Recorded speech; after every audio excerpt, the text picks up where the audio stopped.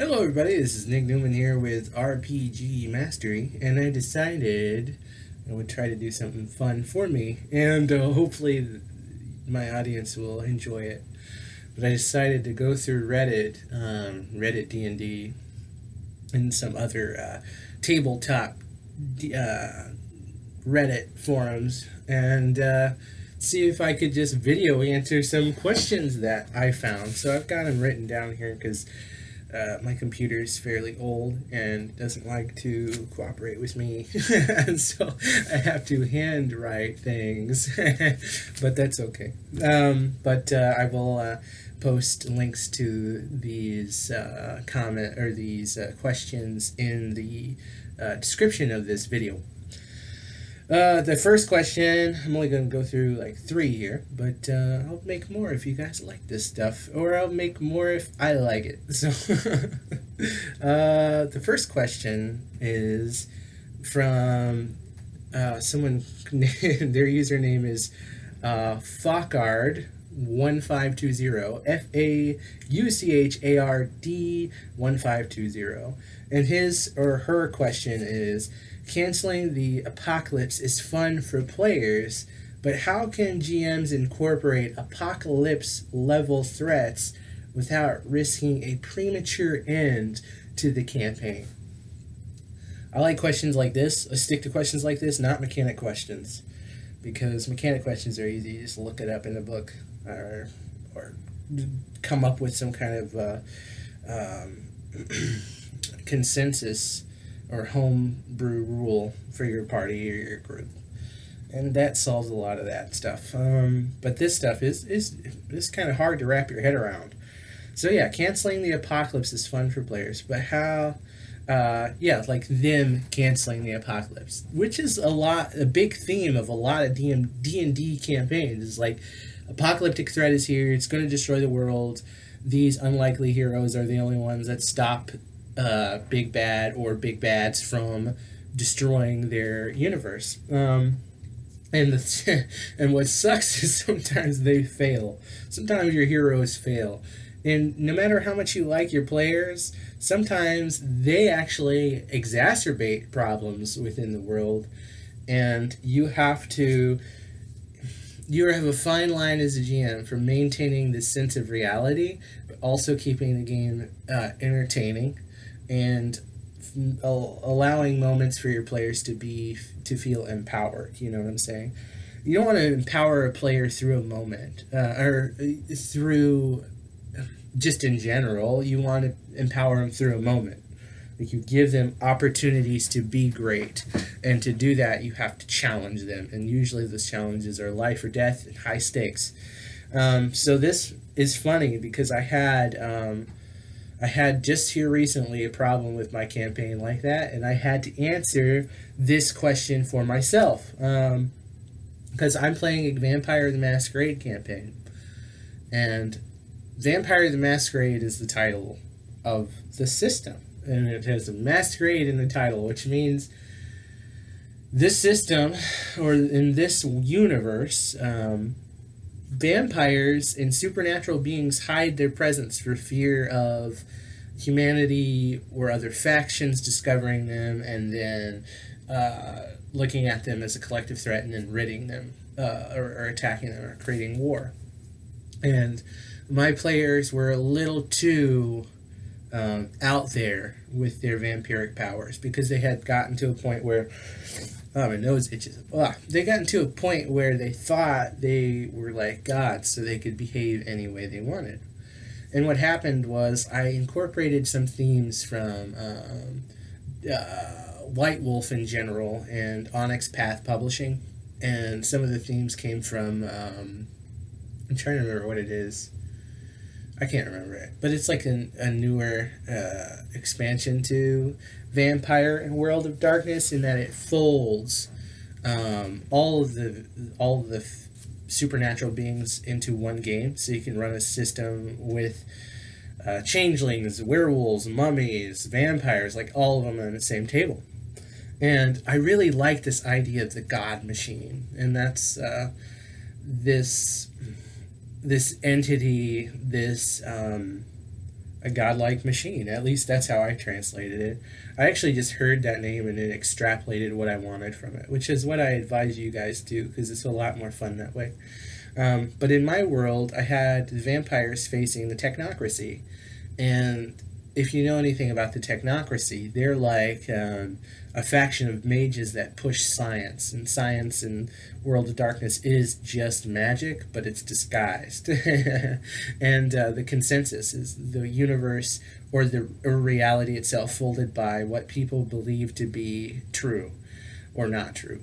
And so in this case, if the technocracy can convince people that magic isn't real but science is real and science is magic, then leaders of the technocracy grow in power. And in my campaign, the technocracy were releasing this highly intelligent AI that was referred to as the God Machine. And well, in my campaign, I had a Ravnos vampire who is really powerful, and he created he can create illusions through chemistry, and sometimes the illusions are so powerful they're actually real. And he created a portal, and it was to a hellscape that created a fountain of endless pouring blood. And he decided to blot out the sun, partially at least. And then that goes against pretty much everything Vampire the Masquerade is about, because if that stuff was not concealed and able to be found out by the public, then in this case, LA was doomed, because this is where the campaign took place, is Los Angeles, and modern day Los Angeles. So I imagine, like, can you imagine if you found out on the news that LA all of a sudden was blotted out by shadow because the sun, there was some kind of disk in the sky that prevented sunlight from landing on it? Then there'd be speculation of the supernatural world if it existed for real. And in this case, it was such a big deal, and I'm not going to unfold any more about that plot, but it was such a big deal that eventually atomic weapons were used on LA. And at that point in the game, I felt terrible because I was like, these secrets are so strongly held by these organizations that secretly control the world in World of Darkness that during this time period there was an outright war in LA between the Garu, with werewolves, and the technocracy and the vampires, Camarilla and Sabat. It was just too chaotic, and I knew whoever was in control, like really in control, would have to neutralize it because the secrets were out. So the campaign was over because an atomic weapon was dropped on LA in my version of Vampire. And they didn't survive it. And so what I did, and I've done this before in other campaigns, is have this theory of a multiverse. And so within my campaign, I also had an overarching plot of God being gone and the angels being chess pieces on a chessboard that no longer had anyone control them. They were sentient pieces of the chessboard who were trying to vie for control and either fight for what they thought their father or mother God believed for them to fight for, or fight for their own sake. So like Satan would be fighting for his own rebellion and trying to prove that the world was godless. And because of this, it allowed me to create some multiverse stuff where in this campaign, and in previous campaigns, I love linking campaigns together. And I had a character in my last campaign that I borrowed from my friend James and his campaign, and it was the Collector is what he was called. And the Collector was some kind of interdimensional being whose job was to go throughout time, and that's at least how I modified him. Is he was like a celestial being of all timelines and all multiverses.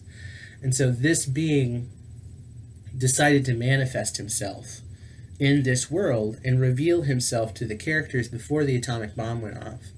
And essentially he told them, he was like, there's no version of this reality anymore on this timeline that involved you existing anymore. You all failed. You all die. And you all die. And this is what I did, right? So I created a little timeline where the technocracy, the leader of the technocracy, decided he was going to unwrite vampires by time traveling, right? And so this left open a gap, a wound in this timeline that the celestial being known as the Collector had to repair somehow or amend, because that's what his job is. He's like a gatekeeper of time. And so he arrives and he's like, one of the beings on this world, in this timeline, decided to cheat the rules and go back in time. And so I've decided to save your lives, these one group of individuals amongst a collection of infinity, you all, to go back and amend the timeline and then maybe reroute yourself to a place where these atomic weapons don't go off and you save yourselves again. And so in a way they failed, and they knew they failed, but the game wasn't over because I didn't want it to be over. That's all there is to it.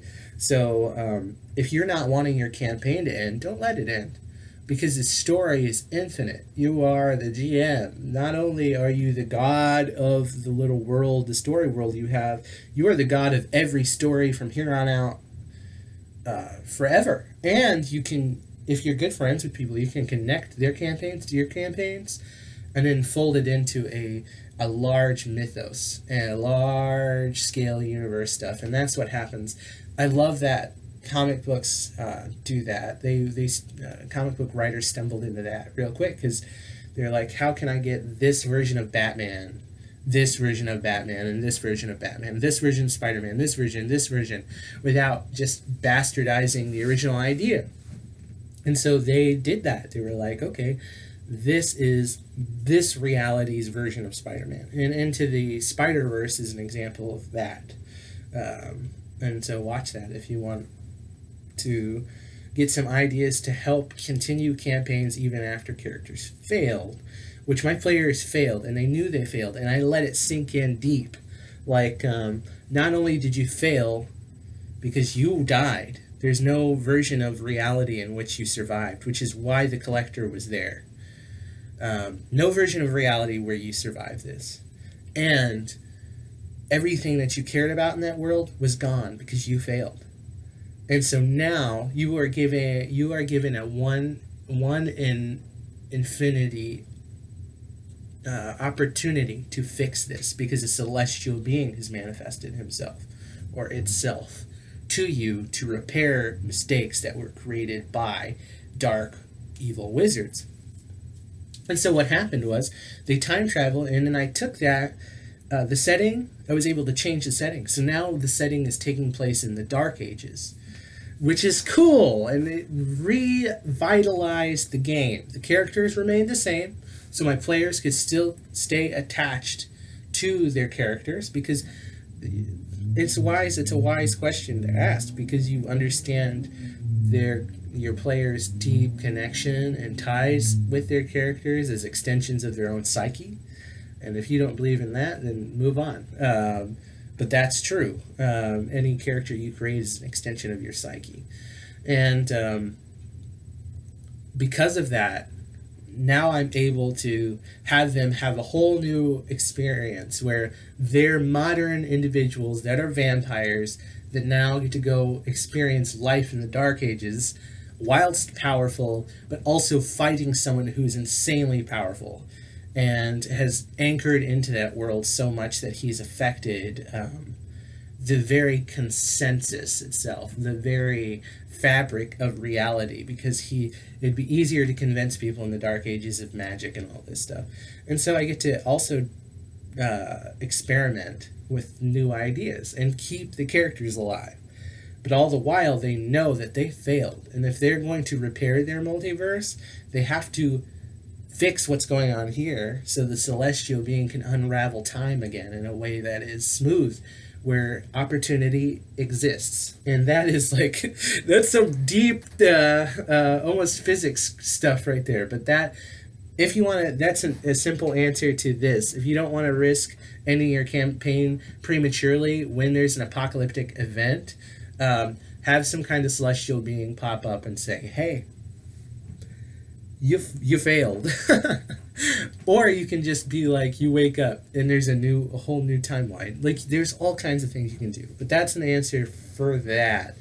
And then hopefully they'll continue on more carefully, and they'll know you mean business. Because I love telling my players that it's like, I don't care how strong you are, you died every time you died, because these are the choices you had made. You died, and all of it's over. But there is this one bit of hope, this piece of hope, in this reality. This character you have right now that you're playing, out of the infinite versions of you, has a chance to repair the multiverse, or your specific timeline within an infinite amount of timelines, which is a lot of fun. Okay, next question. This is going to be long videos, and put me on in the background. Like, treat this like a podcast, you know, because I don't have a lot of entertaining visuals, even though I have a beautiful face.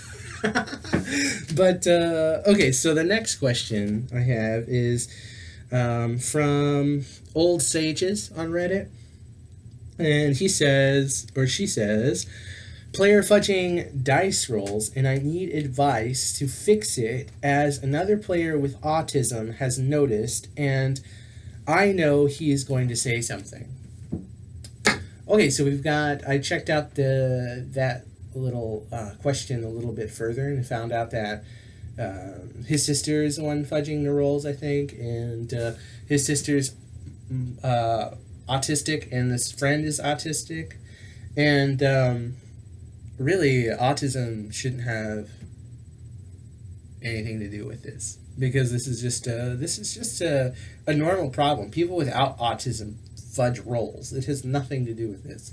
What does have something to do with is GM psychology, okay? Because if you're having trouble at your table with dice fudging, well, first of all, you may have to ask yourself,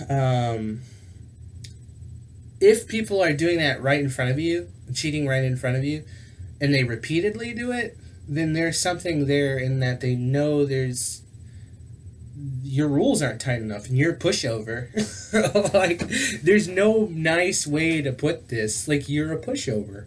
So you have to ground yourself as somebody who does not condone that, and you think that might be harsh, but it's not, because when you allow someone to cheat and play right next to someone who isn't cheating, you are setting a precedent for them to they have two choices. They can cheat along and try to continue the game, which will happen if they're invested in their character and your story. They'll just cheat too, because they'll rationalize it like, no one else is playing fair, why am I going to play fair?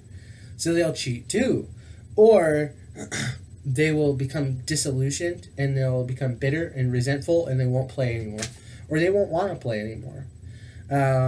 Or they'll just call someone out. In this case, he thinks he's going to call his sister out, which she should be called out, if you ask me. But it's not that. It's, at the end of the day, it's really not that big of a deal. You know what I'm saying? And we know that instinctively that it's not that big of a deal. All it tells you is that this person is so in love with your story and their character that they can't fathom failure. So maybe you have a bit of maybe your campaign is hopeless. That could be it. Because if somebody's worried they're gonna roll wrong once and that's the end of their character, you should be a little bit more lenient. I mean, D&D rules in general, the modern ones, talk about like death having 3 saves. Some people agree with it, some people don't. If you've started a campaign where you know death is like a very common thing, and I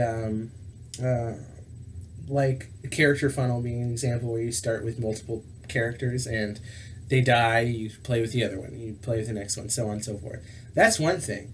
But if you've got one character and you've rode that character out for a while, like, and you get situations that seem hopeless to your players, like, they might cheat, and it's to be expected that they might cheat. But roles, maybe, here's another simple way to do this, is making sure that the rules are more important than they seem. And in saying that, it's like you could have a rule where it's like you roll openly and then they roll openly. You could get a dice tower, put it in the center of the table, and that could be a new house rule for you. Everyone rolls that and drops their dice in the same tower. And that creates this little space where everybody can focus on it and be like, oh, some of the most exciting stuff about a game is crit fails and crit successes, and everyone will be fixated on that one point. And it's different if I'm over at the side of my table, if I'm a player, and I can just roll in front of me, and no one else is paying attention, and then the GM may not even be able to see the roll. That's a problem. Roll out in the open, roll bravely, and roll with it. And make sure there's more hope. Like, it's not the end of the world. He said in his post here that he was trying to punish her by making sure her, no matter what she rolled, she failed anyway. But it's like, maybe you're just fueling her fire to cheat more. Like, you are the GM. You can ask for a reroll anytime. You can say, hey, reroll that. Roll it right here in the middle of the table. Okay? Everyone does it. And I really like it. I love it when GMs roll, too, out in the open, because it's very attractive, because it sets this idea of fairness. And another cool thing you could do is actually call out the numbers that you want them to roll. Like, you can be like, all right, I need an 18 on this. Roll it. And then everybody knows what the goal is, so everybody's fixated, and they're like, oh, and then they roll it, and then you either get it or you don't. And, well, that's damn near half of why D&D is so entertaining. It's chaos. It's controlled chaos, you know? All right, so that's my advice. Kind of ground yourself as a game master. And if you really want them to enjoy your game, you have to disattach yourself, which is counterintuitive. You have to hold yourself in a position where it's like, my seats at my table are important. And if you're playing with me in my game, then you're already on a high pedestal there, because I like you, and if I didn't like you, you wouldn't be here. You have to have that mentality. And you also have to have that non-serving mentality where it's like, I don't care what you like. This is what's going on. This is the game. And I don't care if you don't like me because of the call I made, because most things are just temporary. You're going to piss off a lot of players temporarily. I've been pissed off by GMs so many times. And at the end of the day, I'm always respectful of the decision. Like, I get it. I get it. And if they don't get it, why are they at your table? Play with someone else. But that's what I'm saying. That's my advice. Roll out in the open and respect the dice. Okay, so, and then imply and try to maybe put a rule on yourself too, because be like, you know what? I haven't been rolling out in the open. I'm setting the standard here, so let me roll right in front of you too. So, you know, my NPCs are at risk that I care about just as much as the characters you have are at risk that you care about. All right, so the third question I got here is, DMs, how do you... this is from Mayen, M-Y-I-E-N, from Reddit. DMs, how do you encourage your players to use strategy or try alternative solutions? This is funny. So, depending on the situation here, there's a couple of reasons that you think this. One of the reasons is maybe you've created problems that are too complex, or maybe require insight that you have not given them, or you have players that just don't care.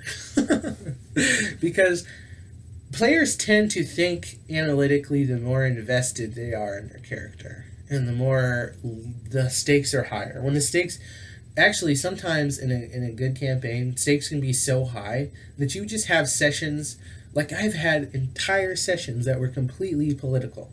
Nothing happened. Everyone sat around kind of arguing with each other, trying to come up with some kind of coherent plan. And they do that and they enjoy it. And that's how you know that the game is good, first of all. And so maybe that's what you're worried about, is people aren't planning enough, people aren't thinking about stuff enough because your game isn't entertaining enough. And it's another counterintuitive thought is, if you are a game master, you don't want to hand your characters everything. You are your players everything. You want them to earn it. And a lot of the times, you can develop their attachment to their characters through minor conflict that they can slowly build up and achieve. Like slow conflict that was threatening and challenging that they overcome. And they overcome. And they overcome. After you overcome enough problems with one character, you will grow attached to that character. I don't care who you are. It's inevitable. You'll grow attached to the character. And so if they're not trying to think through your puzzles or solve your stuff or whatever, your stakes just aren't high enough. Your stakes either aren't high enough, or two, they're not invested in their character.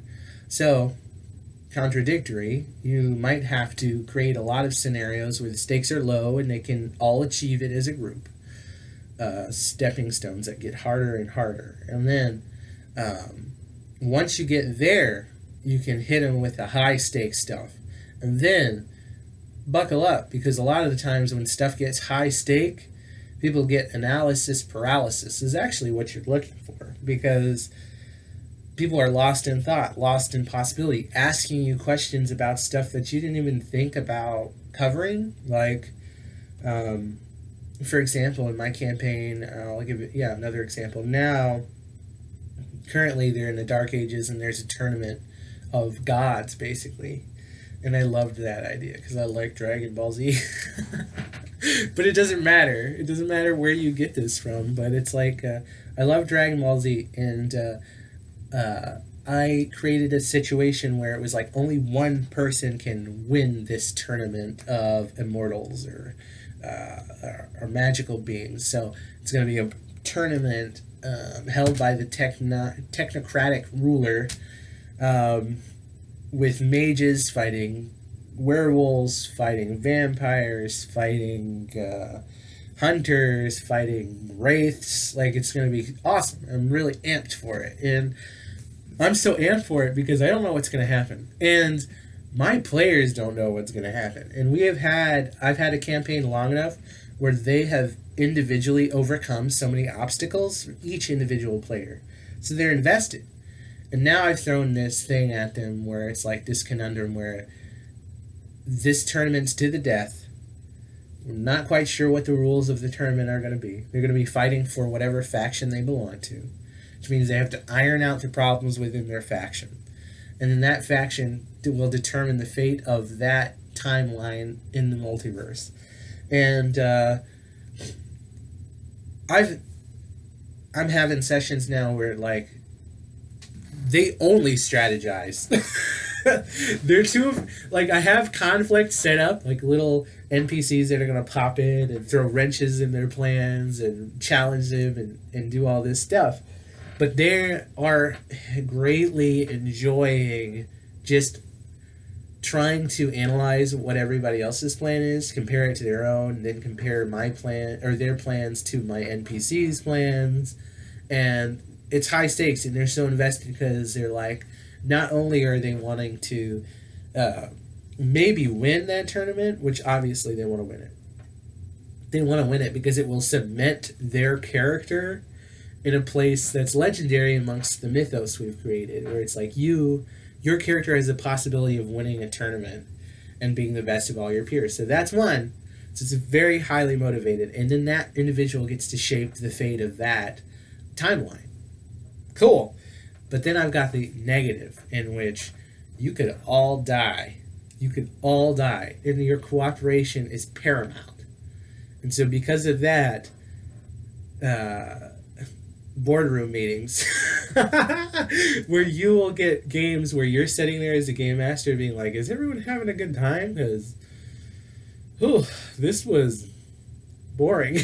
And they'll look at you and they'll be like, "Yeah, it was a great time. We loved it." And then you're like, okay, because they are where you're the person with all the answers.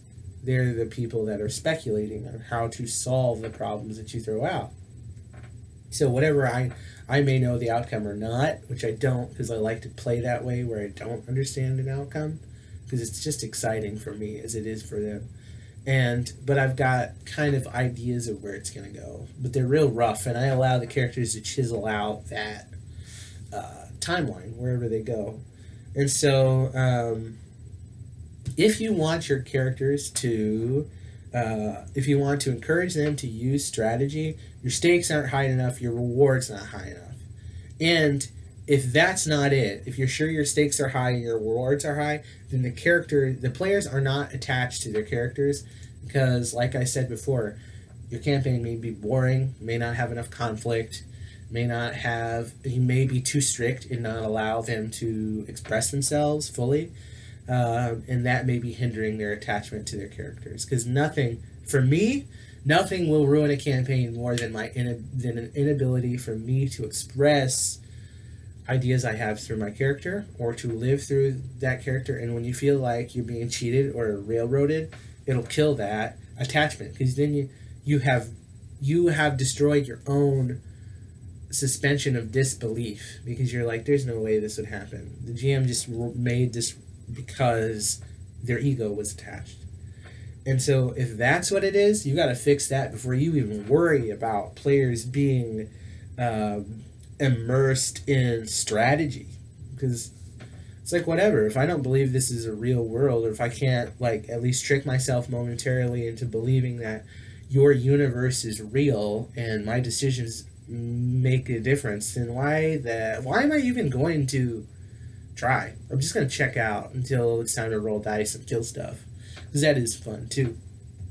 So yeah, that's my advice to you, man. MYIEN. And that is all the time I've got here on RPG Mastery. Please comment, like, and subscribe. And hey, if you've got questions for future videos, check me out on Reddit too. Send me some questions on Reddit, and I'll make videos. I will answer you. And the Reddit account is RPG Mastery. So check it out, okay? Thank you much, and may all your rolls be 20. Wait, did I steal that from another YouTube? It doesn't matter. What did I say? I can't remember. It's all garbage anyway. Thank you much for watching. All right.